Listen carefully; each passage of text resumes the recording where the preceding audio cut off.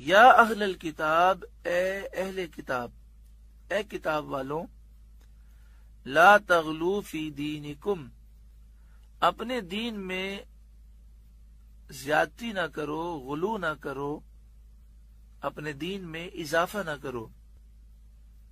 ولا تقولوا علی اللہ الا الحق، اور اللہ پر نہ کہو مگر سچ، اللہ کے بارے میں وہی بات کہو جو سچی ہے. یہ آیت عیسائیوں کے بارے میں نازل ہوئی جن کے کئی فرقے ہو گئے تھے، اور ہر ایک حضرت عیسیٰ علیہ السلام کی نسبت الگ کفری عقیدہ رکھتا تھا. نستوری آپ کو اللہ کا بیٹا کہتے تھے. یہ عیسائیوں کا ایک گروہ ہے جو حضرت عیسیٰ علیہ السلام کو اللہ کا بیٹا کہتا ہے. مرقوسی کہتے تھے کہ وہ 3 میں سے تیسرے ہیں، یعنی 3 خدا ہیں، اور 3 خدا میں سے تیسرے خدا حضرت عیسیٰ علیہ السلام ہے. اور اس کلمے کی توجیہات میں بھی اختلاف تھا. بعض کہتے تھے کہ 3 اقنوم ہیں، 3 ذاتیں ہیں، باپ، بیٹا، روح القدس. باپ سے مراد وہ اللہ تعالیٰ کی ذات لیتے، بیٹے سے مراد حضرت عیسیٰ علیہ السلام، اور روح القدس سے وہ کہتے تھے کہ جو حضرت عیسیٰ علیہ السلام میں حیات داخل ہو گئی، حلول کرنے والی جو زندگی ہے وہ مراد لیتے تھے. تو ان کے نزدیک خدا 3 تھے، اور اس 3 کو وہ ایک بتاتے تھے، اور اس کا نام رکھتے تھے کہ توحید فی التثلیث اور تثلیث فی التوحید، یعنی 3 میں 1 کرنا اور 1 میں 3 کرنا. توحید فی التثلیث اور تثلیث فی التوحید کے چکر میں گرفتار تھے. بعض کہتے تھے کہ عیسیٰ علیہ السلام ناسوتیت اور الوہیت کے جامع ہیں. ماں کی طرف سے ان میں ناسوتیت آئی ہے اور باپ کی طرف سے الوہیت آئی ہے، یعنی باپ ان کا اللہ ہے تو اس وجہ سے یہ الہ ہے، اور چونکہ ماں حضرت مریم انسان ہے تو اس لیے ان کو کھانے پینے کی ضرورت رہتی ہے. تعالی اللہ عما یقولون علوا کبیرا، یہ جو بکواس کرتے ہیں اللہ تعالیٰ ان کی اس بکواس سے پاک ہے. اللہ کے سوا کوئی خدا نہیں، الہ نہیں، معبود نہیں. اللہ کا کوئی بیٹا نہیں، بیٹی نہیں، کوئی بیوی نہیں. یہ فرقہ بندی عیسائیوں میں ایک یہودی نے پیدا کی جس کا نام بولس تھا. اس نے انہیں گمراہ کرنے کے لیے اس قسم کے عقیدوں کی تعلیم کی. اس آیت میں اہل کتاب کو ہدایت کی گئی کہ وہ حضرت عیسیٰ علیہ السلام کے بارے میں افراط و تفریط سے باز رہیں. عیسیٰ علیہ السلام کو خدا نہ کہیں، اللہ کا بیٹا نہ کہیں، الہ معبود نہ کہیں، اور ان کی تنقیص بھی نہ کریں جس طرح یہودی توہین و بیعت بھی کرتے ہیں. وَلَا تَقُولُوا عَلَى اللَّهِ إِلَّا الْحَقِّ، اور اللہ پر صرف سچ کہو، یعنی اللہ کا شریک اور بیٹا کسی کو نہ بناؤ. حلول اور اتحاد کے عیب بھی مت لگاؤ کہ عیسیٰ علیہ السلام میں اللہ داخل ہو گیا، حلول کر گیا، اور حضرت عیسیٰ علیہ السلام، روح القدس اور اللہ، یہ تینوں ذاتوں میں اتحاد ہو گیا اور وہ ایک خدا بن گئے. اس طرح کے غلط عقیدے نہ رکھو، اور اس اعتقاد حق پر رہو کہ انما المسیح عیسی بن مریم، مسیح عیسیٰ بن مریم رسول اللہ، اللہ کے رسول ہی ہیں. حضرت عیسیٰ علیہ السلام کا لقب مسیح ہے. مسیح کے معنی ایک ہوتے ہیں بہت زیادہ ہاتھ پھیرنے والا. آپ کی خدمت میں 50,000 مریض جمع ہو جاتے اور آپ ان پر ہاتھ پھیرتے اور انہیں شفا مل جاتی.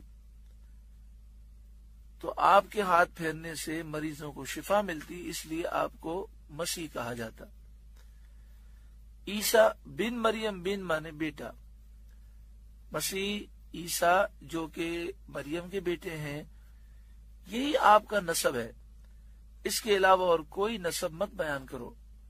عیسائی کہتے تھے کہ اگر ان کا کوئی باپ نہیں ہے تو پھر نسب کیسے بیان ہوگا؟ تو فرمایا ان کا نسب یہ عیسیٰ بن مریم، مریم کے بیٹے ہیں، بغیر باپ کے پیدا ہوئے۔ رسول اللہ، وہ اللہ کے رسول ہی ہیں، وہ خدا نہیں ہے، الہ نہیں ہے، معبود نہیں ہے، اللہ کے بیٹے نہیں ہیں۔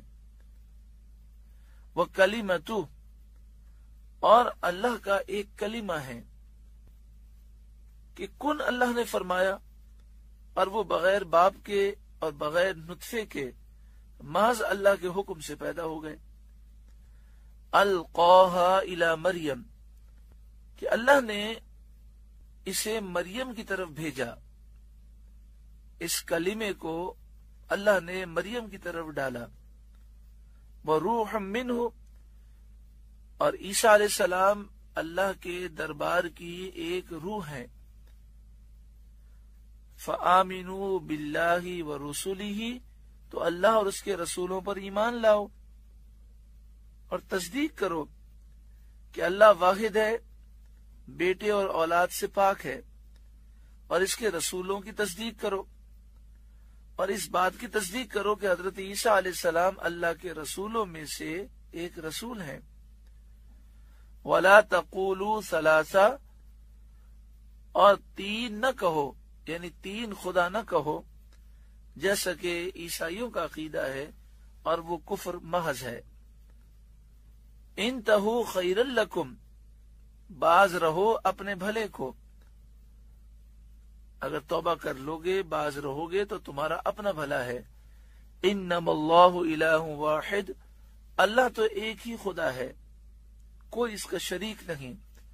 سبحانہ ان یکون لہ ولد، پاکی اسے اس سے کہ اس کے کوئی بچہ ہو، اللہ تعالی اولاد رکھنے سے پاک ہے۔ لہو ما فی السماوات وما فی الارض، اسی کا مال ہے جو آسمانوں میں ہے، جو کچھ زمین میں ہے، اور وہ سب کا مالک ہے، اور جو مالک ہو وہ باپ نہیں ہو سکتا، یعنی باپ اپنی اولاد کا مالک نہیں ہوتا۔ تو جب کائنات کا ذرہ ذرہ اللہ کی مملوک ہے، سب کا اللہ مالک ہے، تو اس کی اولاد کیا چیز ہو سکتی ہے؟ وَكَفَى بِاللَّهِ وَكِيلًا، اور اللہ کافی کارساز ہے۔ یہاں پر اس طرح سمجھیں کہ پہلے زمانے میں غلام کی خرید و فروخت ہوتی تھی، کبھی کبھی ایسا ہوتا تھا کہ بعض لوگوں کے بچے کھو جاتے تھے، اغوا ہو جاتے تھے، پھر وہ اپنے بچوں کو بھول جاتے تھے، اور غلاموں کی خرید و فروخت ہوتی تھی۔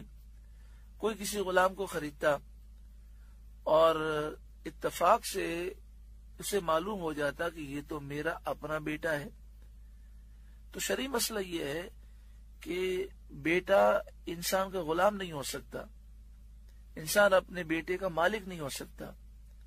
حدیث پاک میں بھی ہے کہ اگر کوئی اپنے اس طرح کے قریبی رشتہ دار کو خریدے تو خریدتے ہی وہ غلام آزاد ہو جائے گا۔ تو اگر کسی نے اپنے بیٹے کو خریدا اور خریدنے کے بعد یہ پتہ چلا کہ یہ تو میرا بیٹا ہے، تو وہ آزاد ہو جائے گا، کیونکہ بیٹا باپ کا غلام نہیں ہوتا، باپ کی مملوک نہیں ہوتا، باپ اس کا مالک نہیں ہوتا۔ تو جب پوری کائنات کا ذرہ ذرہ اللہ کی مملوک ہے، اللہ سب کا مالک ہے، تو یہ سمجھایا جا رہا ہے کہ اس کا کوئی بیٹا نہیں، اس کی کوئی بیٹی نہیں۔ سبحانہ ان یکون لہ ولد، پاکی ہے اسے اس سے کہ اس کے یہاں کوئی بچہ ہو، اس کی کوئی اولاد ہو، اللہ اس سے پاک ہے۔ لہو ما فی السماوات و ما فی الارض، اسی کا مال ہے جو آسمانوں میں ہے اور جو کچھ زمین میں ہے، تو اس کی اولاد کون سی چیز ہو سکتی ہے؟ وکفا باللہ وکیلا، اور اللہ کافی ہے کارساز۔